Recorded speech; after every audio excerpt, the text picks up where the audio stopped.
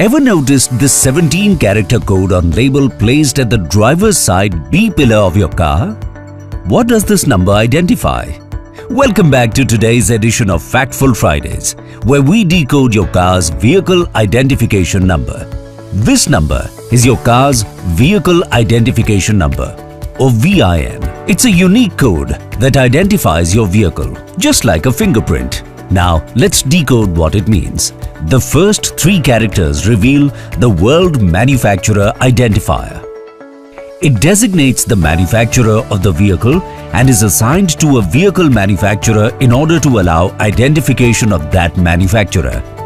Now that we know who built the car, let's see what the VIN tells us next. 4th to 9th characters of VIN defines vehicle descriptor section, which includes the vehicle type, model, engine type and body type. With the vehicle descriptor section decoded, let's move forward. The 10th and 11th character of the VIN provide even more details, revealing the manufacturing year and plant where the vehicle was built.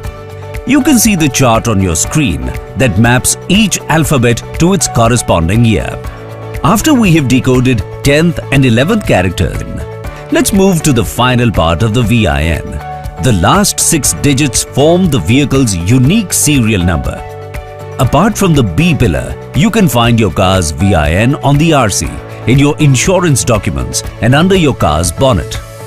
We hope this helps you know your car a little better. If you have any specific topic you want covered next, let us know by commenting below.